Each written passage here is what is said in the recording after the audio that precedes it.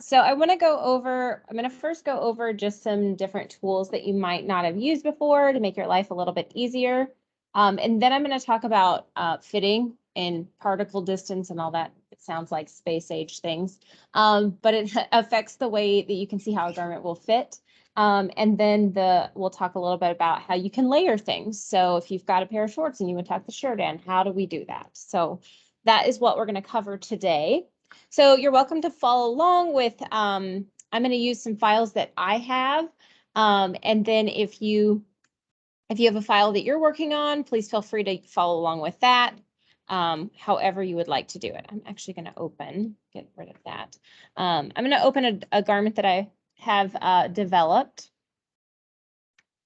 And it has some sheer on it that I put. I'm going to talk about just some simple tools that you can use to edit like style lines, make facings, and make like layered waistbands and things like that really, really fast. So you're not trying to copy and paste that piece and do all the little stitching. It does it for you. So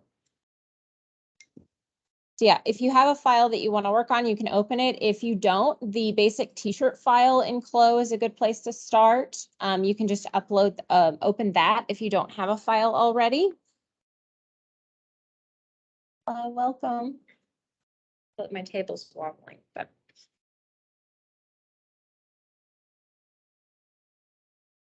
And I see a couple of you, at least one of you in my class. So Passion, you've seen some of this yesterday. So this is a file that I made. You can see it's got, I've applied the fabric to it. So I've got organza. So I'm using silk organza on the top and silk charmeuse on the bottom, and I've put a print in here. These are just from the CLO library. So I didn't download any fabrics. You can find those kind of things, but I just used found fabrics here. So I've put those here. I could turn this off, but for the purposes right now, I think it'll be easier to show this for a moment. And this garment here, I want to show you how you can easily make or get started making a facing, some tools or processes you can use to do that. And I'm using this, I wouldn't necessarily do a facing on this, but since it's sheer, you can see right through it. So you'll be able to see what I'm doing. So that's kind of why I'm using this, because we know we probably wouldn't put a facing here. We want to do something so it's sheer, right? But you can see right through it. So what I'm going to do here, if I wanted to put a facing on this neckline here, I can actually use I'm going to use the edit pattern tool. I'm going to click on this line and I'm going to right click and I'm going to do offset as internal line. And I can actually set this line to the width of my facing, which generally it's usually 2 inches, or after seam allowance, it's like 2 3/4, 1.75. So you can see now I have this line that mirrors my edge. So that is exactly where my facing would go, correct? So that's already there for me. I didn't have to try to hand draw that line or anything like that. So the next thing I can do, I could try to cut this away. I could, copy and paste this, cut this away. But another thing I could do is I could just make a clone of this piece right here and have it automatically sew together. So I'm going to click on the whole piece. I'm going to right click. I'm going to do layer clone underneath. Okay. And then it's going to give me this piece here. And I'm just going to go up here and click down here. So what this is, give my flow a moment. It's been kind of slow.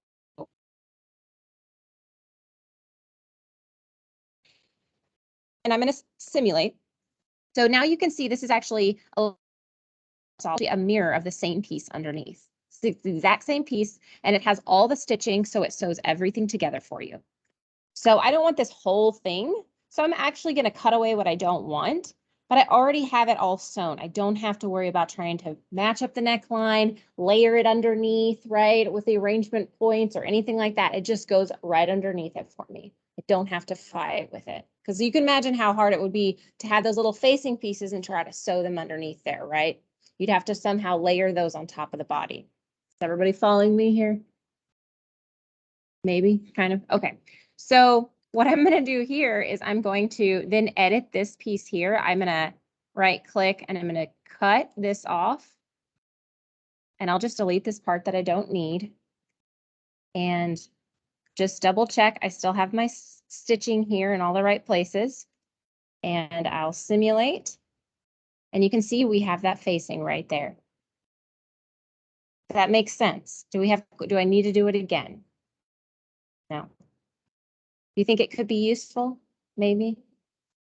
So that would be a really easy way to do it. So the other thing you could do, and I don't have a like a cuff on this, but if you have a cuff, let's see, I'm going to open a different file.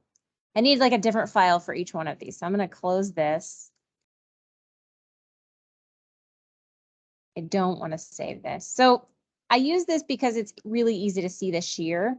Probably, like I said, wouldn't put a facing on that shear jack, that shear top, but it was nice because you can see right through it.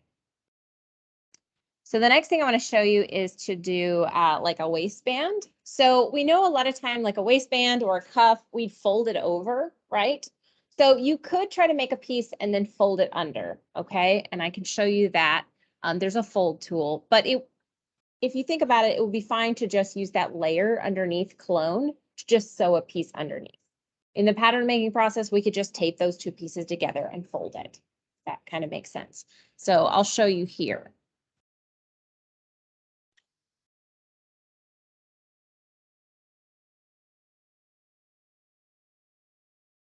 So I need an avatar. And I just always get Camila. I don't know why, but that's my avatar that I like to use. I'm sure you have one that you always like to use. Make sure you just do maintain current avatar size and pose, or and make sure you just add. Don't ever be really careful if you already have an avatar there. If you're trying to change it, that you're replacing it, that you're not putting two on there.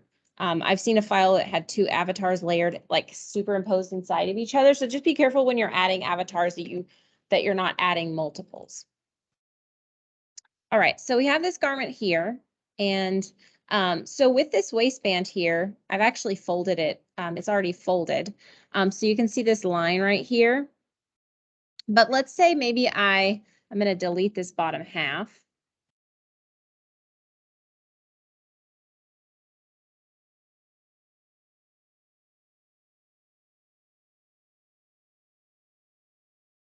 Just delete this. Okay, so I have this waistband here. It's flat. There's just one layer of fabric here. We know that that would have two layers, right? We would want two layers there. So what I can do with that is I can just click on this piece. I can right click and click layer clone underneath, put this down here, and then simulate, and it automatically puts one underneath there. So I didn't have to do anything else. And then if I wanted to, I could, put these next to each other. I haven't ever tried. Let's try merging these two lines and see if that works. That maybe does a little weird.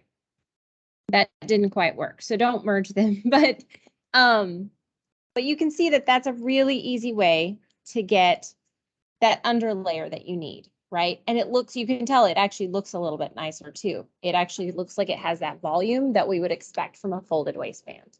And it's not that you didn't have to fight with trying to do all the sewing and everything, which I'm sure all of you have experienced that at some point, trying to get something to sew the way you want it to. Go backwards a few. So that's just a really easy way to make some of those pieces that we need. One thing to keep in mind, I want you to keep in mind when you're working in CLO, that you can use this program for two different kind of primary purposes. To make a good pattern that you can cut and sew in real life that will actually fit really well on a person, or you can make something in CLO that actually doesn't fit that well, but it looks really good, right? So for us, we want a good pattern first, and then we'll make it look good, because I want all of you to actually know how to make a good pattern, right? So I would want you to all spend time on the pattern first, get that perfected, and we'll talk about fit in a minute, but get that perfected first, and then then make it look really pretty. But you need some of these things to make it fit properly, right? You need the facings, you need the folded waistband and that kind of thing. Do you have anything to add to that, Paula? Since you But I think it's really important to remember that there are two reasons we might be using this program. So the last thing I was going to show you before I move on to some of the fitting was just some really quick style tools. I'm just going to load the basic t-shirt for this. So that's why I deleted my garment there. So I'm just going to do this one. And so let's just, I'm going to load that. And I'm going to simulate that. So I just have a basic t-shirt here, super simple. Kind of handy to have. This is a sloper, right? You'd never want to just use it as is, but it's a good starting point. So I'm going to actually use this tool over here. I'll hover over it, and it's called Edit Style Line. So it's right here. So on mine, it's like the fourth one down on the far, far left. So I want you to click on that tool and hold down, and you'll see that it has a couple different options. This is a lot like, you know, if you think, I always think of Illustrator because we probably, you know, in Illustrator, a lot of the tools, if you hold your mouse down, you'll get more options. So we have edit, scale, move, and draw. So let's just start with edit. And you'll click on your garment and it'll look like this. So all of a sudden, all of your seams are going to be highlighted with black. And you'll have some random dots and things like that. So once you do that, you can actually click on these and move these lines, and it will change your pattern to match.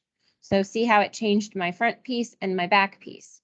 I could see this being maybe a style for maybe like a sport top, like a athletic type shirt. They tend to have interesting seams like that.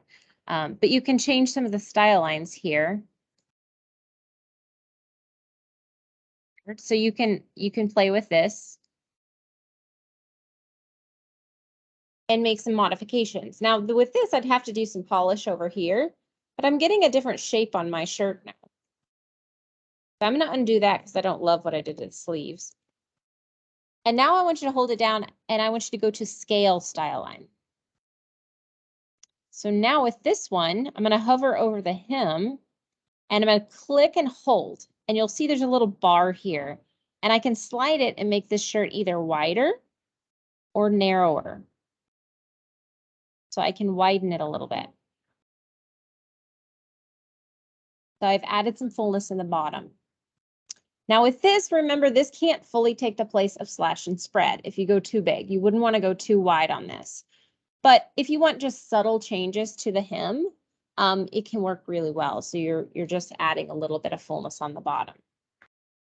The other one, and this one's my favorite one, is move style line. So if we click on the hem now, we can't actually make it longer. So we can easily make it longer in a very even way. So we're not trying to, you know, even out that hem. We're doing both pieces at the same time, so it'll be level with the floor. And I can do it again. To simulate. But now I've got this really nice level hem here, and I've lengthened my garment. So it's a really, that to me is the most useful one. We could even we could use it on the sleeves here a little bit. The sleeve is easier to change in this window, but for the whole shirt, which is now kind of a dress, it's nice. It makes it a little easier to get that even sort of look there. And then the final one is you can actually draw with the style line. So if we draw on this garment here, it will actually cut it apart in the 2D window and sew that together. So we don't have to, it's kind of like doing an internal line and then cutting and sewing, but it's doing it in the 3D window instead of the 2D window. So both tools are valid, and it's not that you would use this tool all the time, but sometimes for small adjustments, this would be so much faster than the other tools. So it's just knowing what each one will do and how it could benefit you. I hear so many clicks. Does anyone have any questions? No. Okay. You're ready to go on to fitting. Okay, so I'm going to open a new file. I'm actually going to show you something first. Get this closed.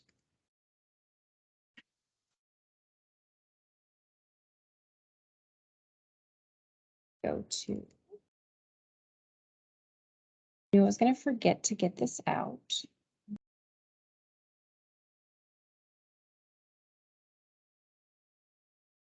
Where did I put it?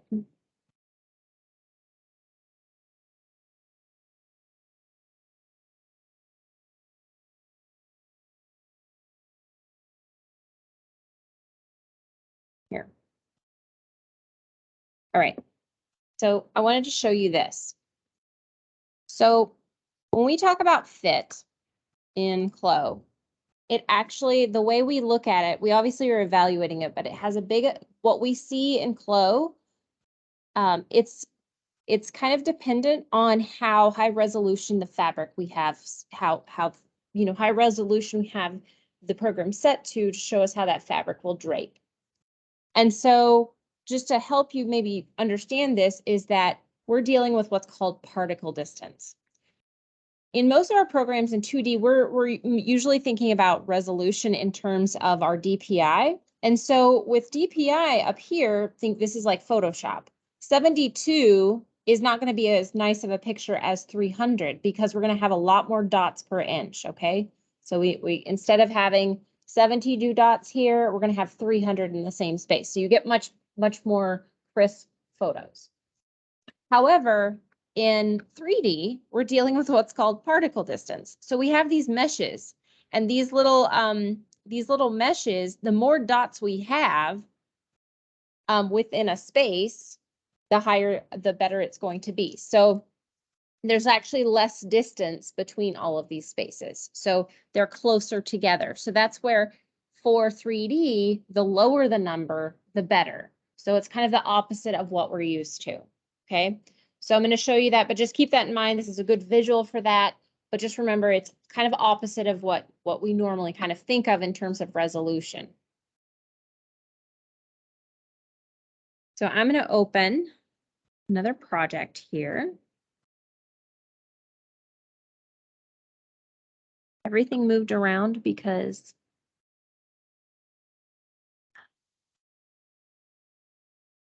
when it's on this big screen, all of my documents all move and it's tiny.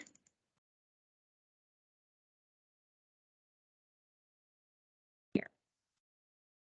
All right, so this one here. So we're going to look at this garment that I've made, and we're going to look at how we're going to look at the mesh, and we're going to play with some of the look at the particle distance and play with that a little bit. Now, one thing I want to with this is that when you're doing the fitting, first off, your computer might not want to run on this really high resolution all the time. So when I do this fitting, I develop the garment first, and then when I'm ready to really focus on the fitting, I'm going to change some of these settings, like I'm going to show you for a moment, and then I'm going to put it back to, a little bit less hard on my computer. It doesn't require so much energy, because when you lower that particle distance to like 5, probably not even going to go that low, it's going to cause the fan on my computer is probably going to kick on because it's working really hard. So I'm just going to use that to get look at the fit, kind of check some things, maybe make some very small adjustments, or maybe even not make adjustments to anything. Just look at it, then turn it off, put it back to kind of standard, make my adjustments, and then I'll check it again because it's just going to overwhelm your computer. That can cause your computer to crash. So I'm just telling you right up front, this will be you change the setting to check the fit, and then you put it back so you can continue working. So this is my garment here that we're going to use. Let's change the, so this is what it looks like. I have it in organza as well. Of course, I'm on this organza kick. So this is what it looks like. It has all the pieces here. And I picked this one because I haven't quite gotten the fit all perfect just yet. It's not quite exactly where I want it at the moment, but I'm working on it. So I thought it'd be good because it's in progress. So the first thing, if we're going to fit, I do have this in organza. Number one, I'm sure, you know, don't ever use the default fabric in CLO. It's not a true fabric. It doesn't really represent anything and it's not useful. So you want to make sure you put something related to what your intended final garment's going to be. So always make sure you change that before you try to check fit. Because if you check the fit with the default fabric, it's not going to be accurate. So we're going to make sure that is corrected. Second, something you might not know, but if we click on the avatar here and open the property editor, if we scroll down, or if we look under surface, so look under surface here, there's an option that says skin offset. And it automatically sets in CLO a little bubble around the avatar. So it's offset, all the garments are offset 3 millimeters. So especially if you're working with like stretchy knits or something that's supposed to really touch the body, you would want to take this and set it to 0 and take that away because you want it to actually touch the body. For something really flowy, it's probably not as critical, but you definitely want to turn that off if you're working with something that you want to be really, really fitted, especially like body conscious knits or things like that. I do that when I've worked with bras in here. I always turn that off for that. So you can't visibly see it that well, but you would definitely want to take that off just so your fit is even more accurate. So it's right here. I've clicked on the avatar and then it's under my property editor.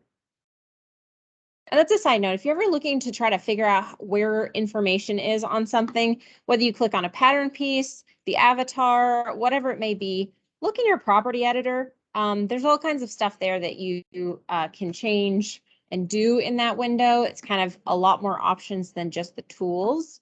So make sure you're using the property editor.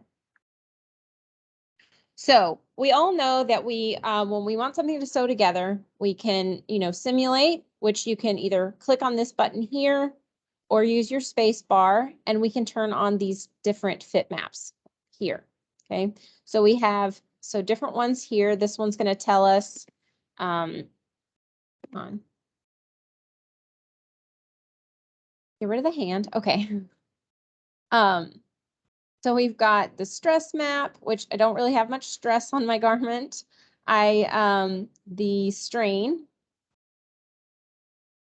So I don't really have much strain. I've got some little points that seem to be a little bit strained at the top here. I'm not too worried about that because it's on the shoulder. And then I have this here. So I don't actually have any red. If anything, I have areas here that they're a little loose. Can you see that? Like it's kind of not quite fitted to the body like I want right here. So I have a little work to do on getting this to lay the way I want it to. And this is kind of bubbling out here. But before I commit and start making a bunch of changes, I want to see it with a little bit better resolution. So to show you, I'm going to change my display for my 3D rendering style. I'm going to change it to the mesh. So here's the mesh I was talking about. Okay, so you can see all those little triangles are like connected. So that's how much it's letting it kind of drape around the body. Okay, so if we made these smaller, it would actually fit better to the body. So I'm going to show you two things. So first, if you hold down on this simulation button, there's actually fitting accurate fabric. And you can do that as well. It makes a slight bit of difference, but to really, to get a little bit better idea of how it's fitting, we're going to actually go into the property editor and change the particle distance. So I'm going to select all of my pieces, click on property editor. If we scroll down, we have two things that we can play with. We can play with, first is the particle distance. It's set at 20. So I'm going to change this to 10 and simulate. And look how much closer together all those little pieces are. So we're getting a much finer drape to the body because all those little shapes are closer together. So it's much more accurate. So now I can see a little bit better. I might want to turn this to monochrome surface, but you can see, I can see it's actually draping much better than it was before, okay? It's smoother and it has the flow that I would expect of my fabric, okay? So then the next thing is, let's see, I'm gonna go just a little smaller. That might not be a good idea, but let's see what happens. I go to 8.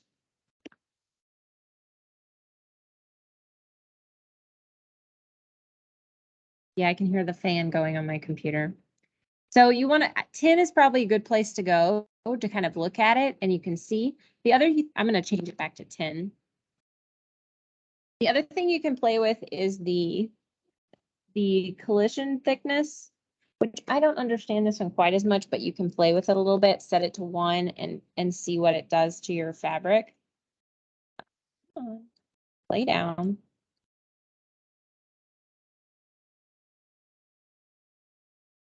And you can see it's a little slower, but look how the fabric drapes compared to how it can sometimes. It's much smoother. The one thing I would say might be good to do while you're in this mode is to use the steam tool. Okay. So if we've got something here like this seam right here, it's not laying super smooth. I don't really think there's I think it just needs kind of some pressing here. So I'm going to actually get out the we're going to use the steam tool. Also in the back here, right here, this could possibly just use a little bit of a steam to kind of shrink it in.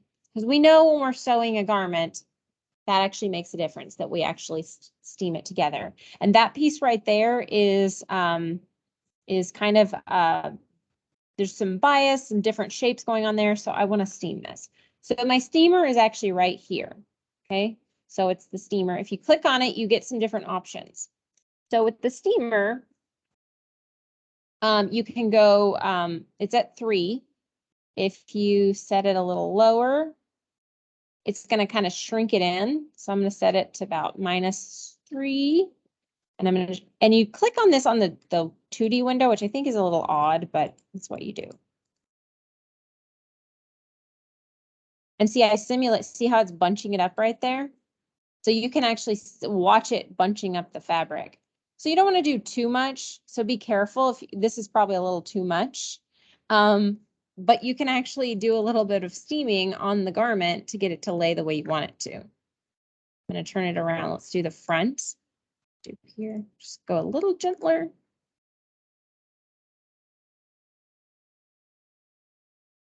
And maybe I do need to just work on this. Now the alternate is if I go plus, I'll just go big here. It will actually kind of make it bigger. So you can kind of stretch out your fabric. So I kind of went overboard so you could see what it does, which I actually would recommend you do. If you're trying to play with a new tool or setting, just try it like kind of too far so you see what that version does. So then if I go back to -9 or minus, I can kind of undo that. Okay, you see that and kind of tighten that back up. So use that, if you're not sure exactly what direction you need to go, just try it both directions and see what will work for you. Yeah.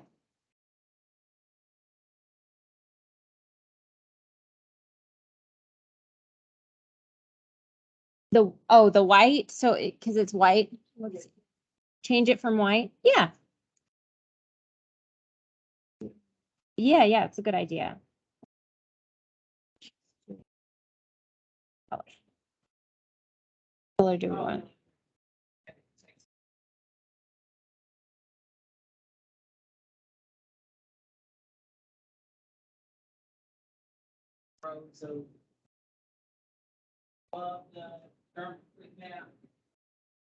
This here?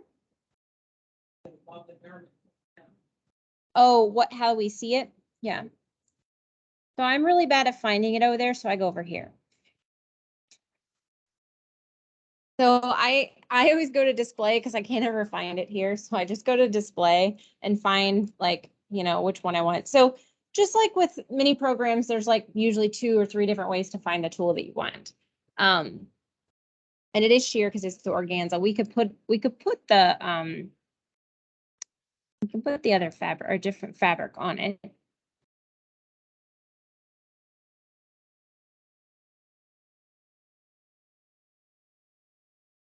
Is this one? Yep.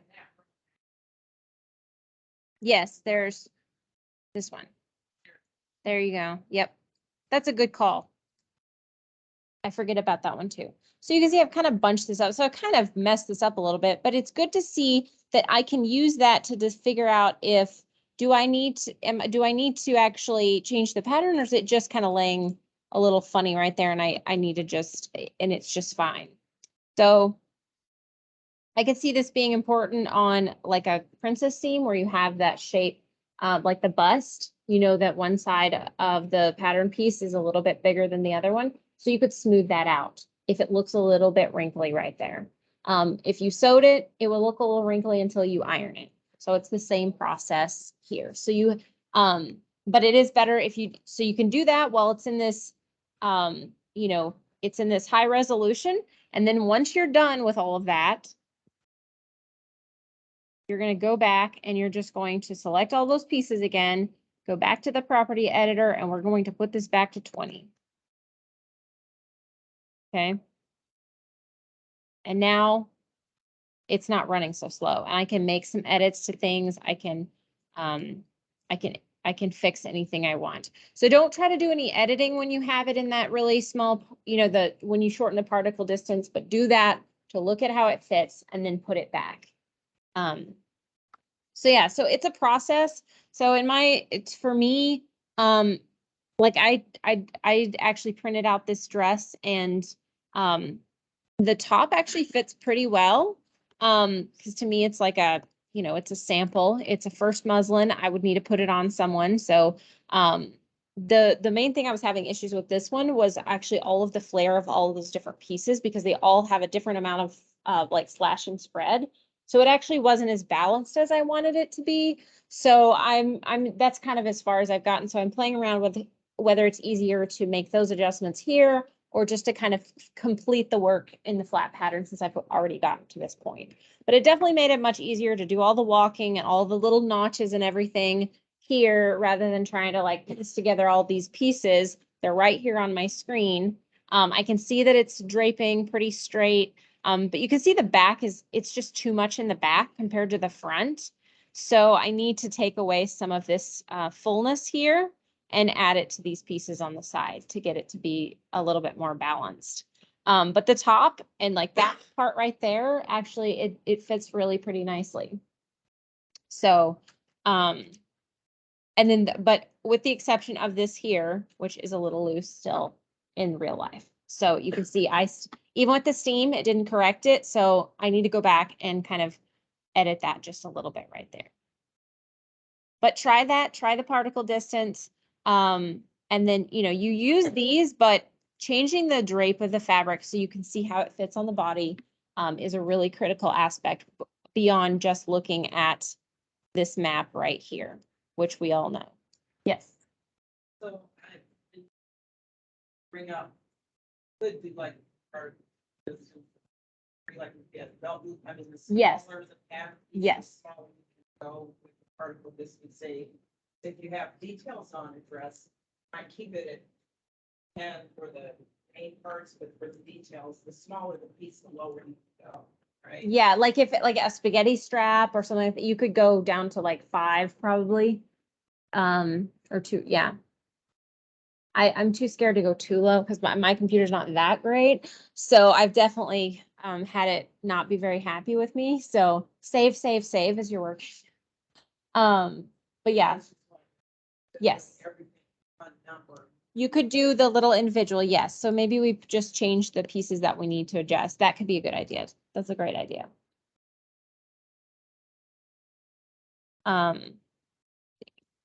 So any questions on that? Does anyone have a file that they were working on that they're having trouble, like that they're struggling with the fit or like an instance that they ran into? No. We'll look at it individually, right? Well, look at what I see all these things you're working on. I'm like, what are you working on? So the last thing I wanted to go over, because I want to have plenty of time to talk to you individually, is, and this one's really fun, is how to layer things. Okay.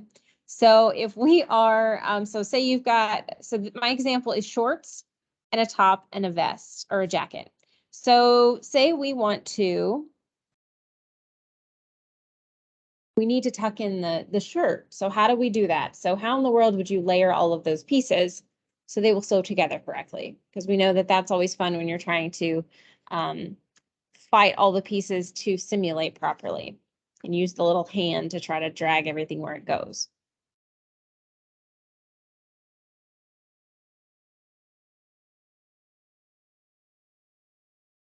I think this has an avatar. I think I have to put an avatar on here.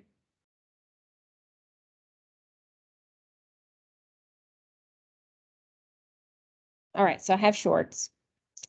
I'm going to open an avatar.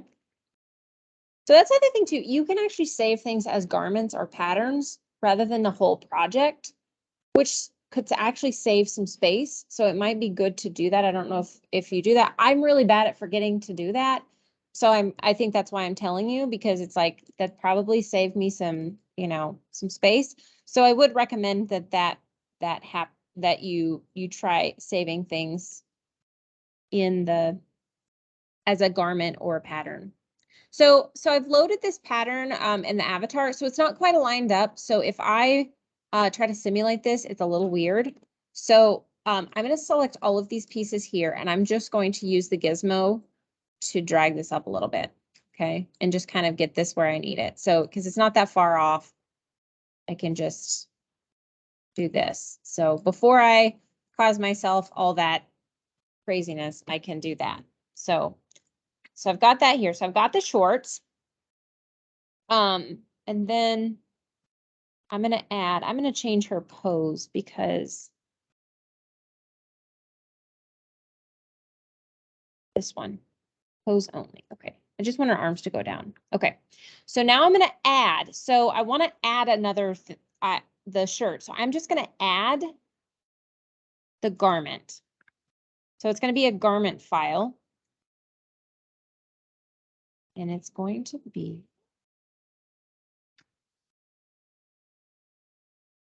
you.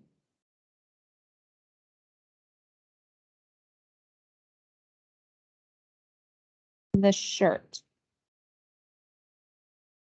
And I'll just add that.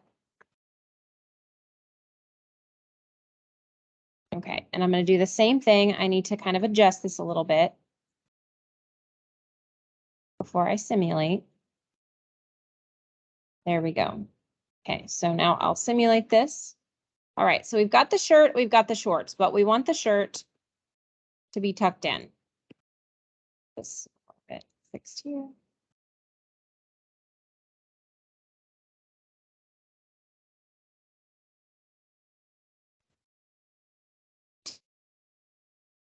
Okay.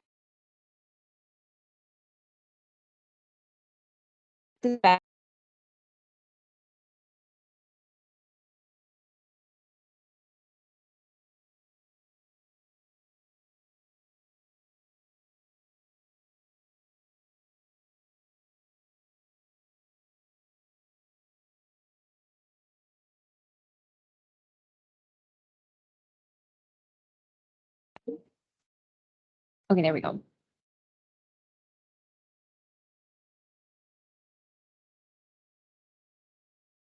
Am I still sharing my screen? Okay, cool. I thought we lost me on TV. Okay, cool. So I've got these selected here. Okay, so now I'm going to go to the property editor, which is, I see that. Thank you. I think I can do this right quick and then we'll do that. So I'm going to go down to simulation properties, and this box that says layer, I'm going to hit 1. And then it's going to get scared for me. It's going to say, this is not a good idea, but I'm just going to say, okay, your garment's going to be turned green. And then you're going to simulate. Oh, I did it back. See, I always do this backwards. Okay, so it's the shorts that have to be on layer 1. You'd think that I could get this right. Okay, we're going to select the shorts. So it's the one that goes on the top, that's layer 1. Layer 0 is the bottom. So we're going to do that again. My shorts are going to turn green. Look, it just takes care of it for me, which is so fun. So then I just take this back off of 1, just put it back to 0, and then you'll get back to that. And then this here, it's going to stay that way unless I, do that again. So I don't have to worry about if I, maybe I want to change the color of these garments and style it further. I don't have to worry that it's going to come untucked while I'm doing it. I can even add another garment, which is the jacket.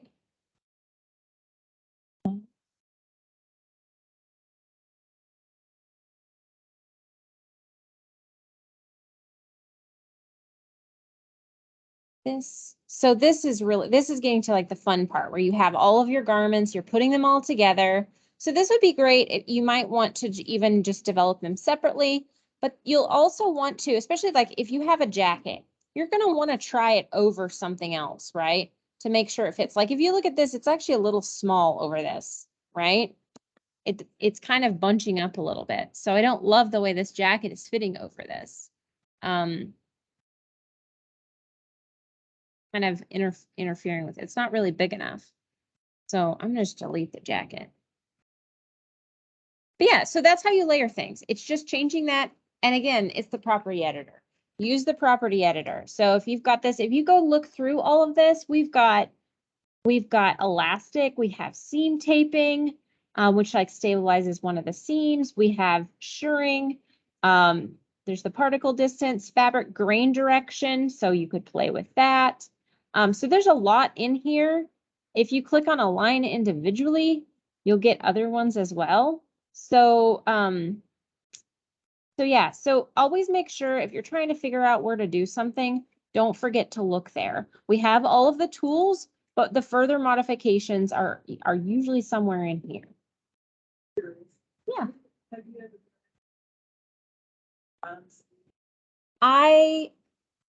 I have. I'm trying to remember where I put it.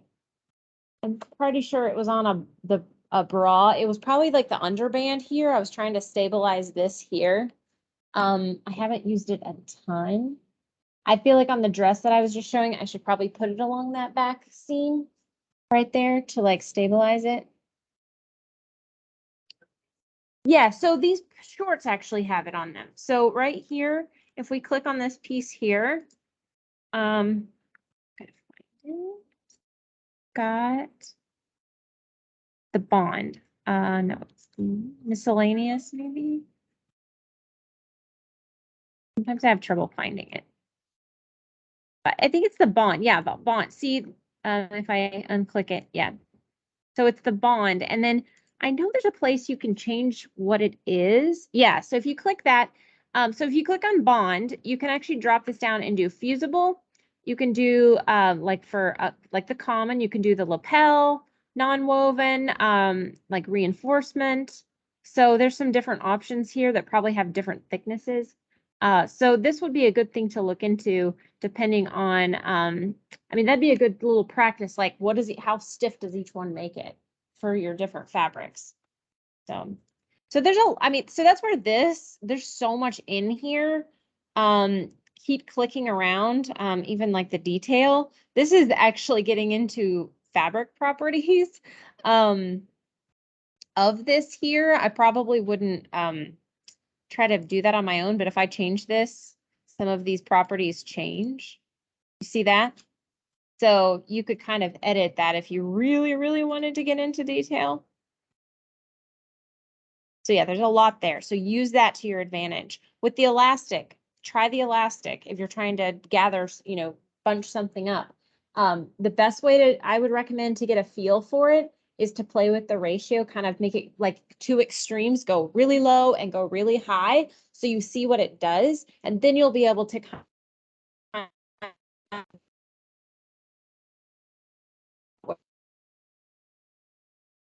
just kind of stabilize. So just kind of go to the extremes first, see what it does, and then figure out where you need to go from there. That's the best way to learn what those settings are, because there's a lot.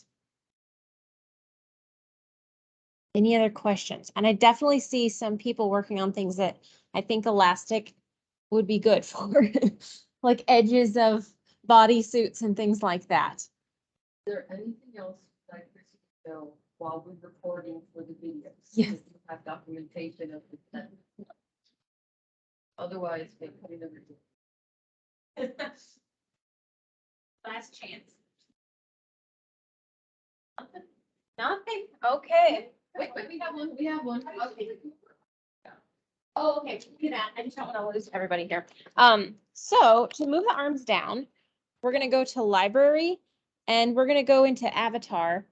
You're gonna click on, so you'll go to avatar and then make sure you go into, if you've gotten an avatar from female 1, click there. If you've gotten one from female 2, click here. So we'll double click and then you've got different options. So just like you can do different size, hair. I mean, we could change the hair of this model, which is super fun. We can, but we can change the pose. So there's actually quite a few poses here. And let me just click on one that's more of a natural pose and we're going to see what happens. So once you simulate, okay, why aren't you moving? There she goes. She's moving into that pose. Now, the only thing is sometimes, let's do this one. I have trouble with you have to simulate to get the model to start moving. This one, sometimes I have issues with the hand getting in the way of the clothes here. But yeah, this one is pretty much what it starts with, is the very top one, usually. See, she grabbed her shorts. So it's just kind of like this, but I knew that the shirt was with the arms down a little bit. So it's the second one, A for size pose. And so you just hit simulate and then she'll go down. So.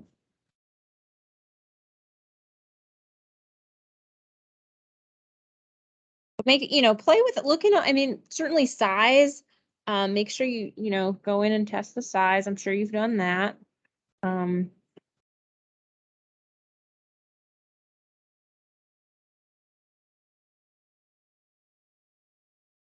Anything else?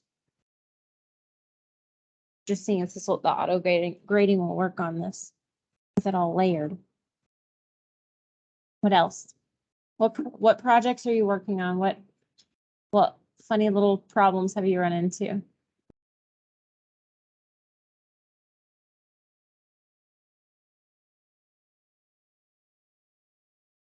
All right.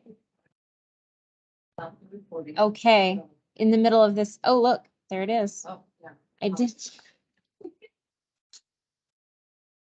Cool. Get out of here.